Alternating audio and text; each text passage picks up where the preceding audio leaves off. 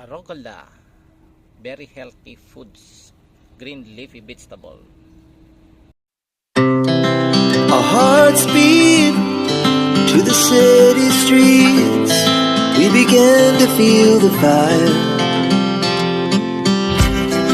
We rise like tall buildings as the chemicals they take us higher.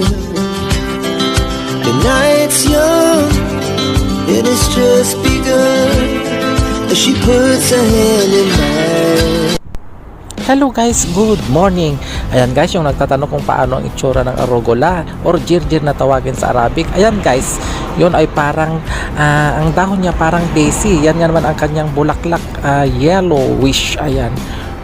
Nakakaiba, parang pechay at saka mustard din, pero ito mas matingkad kasi yung pechay at saka yung mustard, ito medyo yellowish. Ayan siya, ganyan kapag namulaklak yung arugula.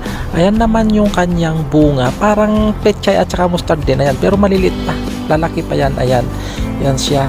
So yan ang arugula or yung tinatawag na ginger. Masarap ito guys sa salad, napakasarap, napaka-healthy pa ito. Ayan, continue natin ito guys. So yan guys, yung arugula ko na plant, hinarvest ko na siya guys. Then nagtanim ako ulit.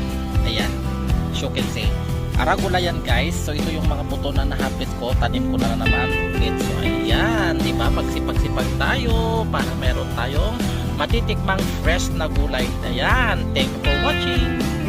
Good morning guys. Ayan ang sipag at tiyaga, may uulamin, di ba? Ayan, malaki na naman tong aking arugula. Pwede na siyang harvestin.